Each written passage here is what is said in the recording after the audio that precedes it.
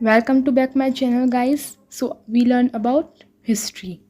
ऐतिहासिक को हम इंग्लिश में बोलते हैं हिस्टोरिकल। अतीत में बीते हुए महत्वपूर्ण घटनाक्रमों को ऐतिहासिक कहते हैं। ऐतिहासिक घटनाओं को हम इंग्लिश में बोलते हैं हिस्टोरिकल इवेंट्स। अतीत में हुई घटनाओं को ऐतिहासिक घटनाएं कहते हैं। It is about history guys, we have to know our history. प्राचीन को हम इंग्लिश में एशियंट कहते हैं। जो काफ़ी साल पहले पूर्व काल में उत्पन्न हुआ हो उसे प्राचीन कहते हैं। प्राचीन काल को हम इंग्लिश में एंशियंट पीरियड कहते हैं। नाउ नेक्स्ट, स्मारक को हम इंग्लिश में मेमोरियल कहते हैं या फिर मोन्यूमेंट। किसी प्रसिद्ध घटना या किसी प्रसिद्ध व्यक्ति की याद में बनाई गई बिल्डिंग या ढांचा को स्मारक कहते हैं। We know that Taj Mahal is also a monument. Now next, विरासत। इंग्लिश में हेरिटेज बोला जाता है। कुछ ऐसी चीज़ें जो एक पीढ़ी से दूसरी पीढ़ी को मिले। इट मीन्स रिजेंबलिंग, यानी कि आपके मम्मी पापा में जो गुण हैं वो आप में भी हो, या फिर किसी राजा महाराजा में जो गुण थे वो उनके बेटे में भी थे, इस टाइप से। प्रागैतिहासिक, प्री हिस्टोरिक। प्रागैतिहास, प्री हिस्ट्री। लिखित इतिहास से पहले के समय को प्रागैतिहासिक या प्रागैतिहास कहते हैं।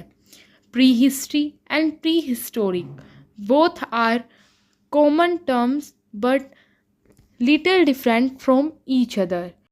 Now come to another page. After some minutes we have to read this again. पाषाण काल को हम इंग्लिश में बोलते हैं स्टोन एज। पाषाण काल प्रागैतिहासिक का वह समय या काल है जब मानव का जीवन पत्थरों पर अत्यधिक आश्रित था।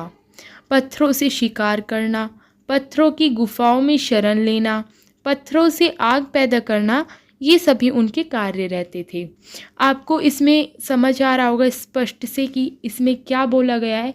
इसमें बोला गया कि स्टोन एज में सबसे ज़्यादा यूज़ स्टोन का हुआ है। नाउ पुरातत्व, आर्कियोलॉजी। अतीत से जुड़ी और अतीत से बनी वस्तुओं के अध्ययन को पुरातत्व कहते हैं। अध्ययन करने वाले व्यक्ति को पुरातत्ववेत्ता कहते हैं, जिसको हम इंग्लिश में आर्कियोलॉजिस्ट भी बोलते हैं। आपने सुना होगा the person that study the history, तो उन्हें हम बोलते हैं archaeologist. Now come to another page.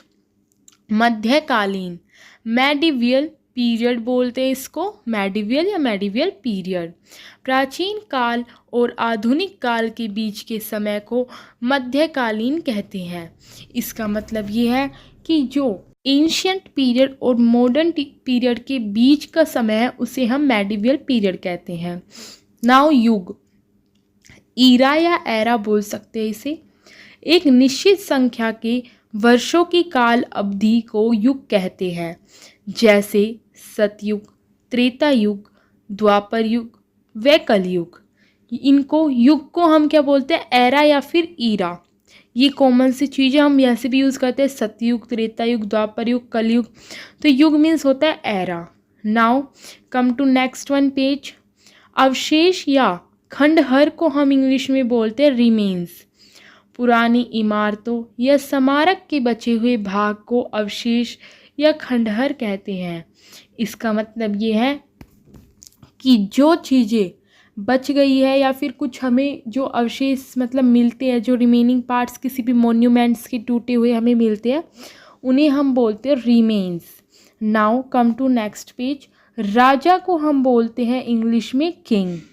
किसी राज्य या साम्राज्य के शासक को राजा कहते हैं और राजा की पत्नी को रानी कहते हैं, जिसे हम इंग्लिश में बोलते हैं queen. Come to next page. सम्राट को हम इंग्लिश में बोलते हैं एम्परर। राजा से अधिक शक्तिशाली और अधिक ताकतवर राजा को सम्राट कहते हैं। एक राज्य या देश के शासक को राजा कहते हैं और एक से अधिक राज्यों या देशों के शासक को सम्राट कहते हैं। आपको समझ आ रहा होगा, बिल्कुल इजी लैंग्वेज मैंने यूज़ किया है। तो इसमें बोला है कि जो राजा बहुत शक्तिशाली और ताकतवर होता है उसे हम सम्राट कहते हैं, और जो एक या एक से अधिक राज्य देशों पर शासन करता है उसे हम सम्राट कहते हैं, और राजा सिर्फ एक पे करता है। सिंहासन, जिस पे राजा बैठता है उसे हम सिंहासन कहते हैं, उसको हम इंग्लिश में क्या बोलते हैं, थ्रोन। राजा की गद्दी या कुर्सी को सिंहासन कहते हैं, जो मैंने आपको पहले बताया वही बात इसमें लिखी हुई है। राजवंश को हम इंग्लिश में डायनेस्टी बोलते हैं। किसी एक ही परिवार से एक के बाद एक शासन करने वाले व्यक्ति को वंश या फिर राजवंश कहते हैं।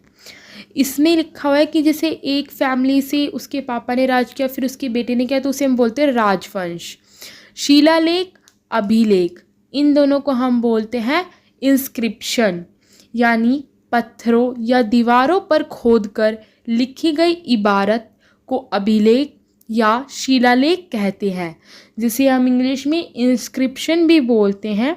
आपने देखा होगा अजंता केव्स है, उसमें भी लिखे हुए कुछ इंस्क्रिप्शंस। मूर्तिकला या पुत्सम्मा, इसको हम बोलते हैं इंग्लिश में स्कल्पचर। किसी वस्तु या ठोस पदार्थ को एक सुंदर मूर्ति के आकार में बदलना को मूर्तिकला कहते हैं। यानी कि कोई पत्थर और आपने उससे बहुत सुंदर मूर्ति में बना दिया तो उसे हम बोलेंगे मूर्तिकला, स्कल्पचर। क्रांति को हम इंग्लिश में रेवोल्यूशन बोलते हैं।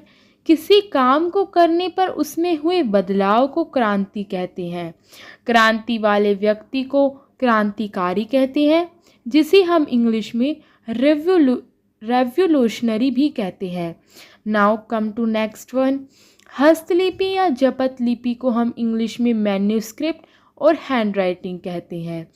हाथ से लिखी गई पुस्तक या दस्तावेज को हस्तलिपि या हस्तलेख कहते हैं।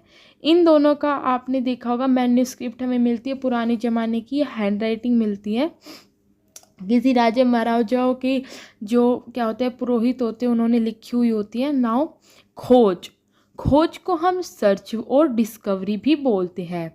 किसी वस्तु की छिपी जानकारी को ज्ञात करने को खोज कहते हैं। ये बिल्कुल नॉर्मल सी चीज़ है, खोज, सर्च या डिस्कवरी आज भी हम करते हैं और पहले भी करते थे। Now videos ended. Like, comment, share and subscribe my channel.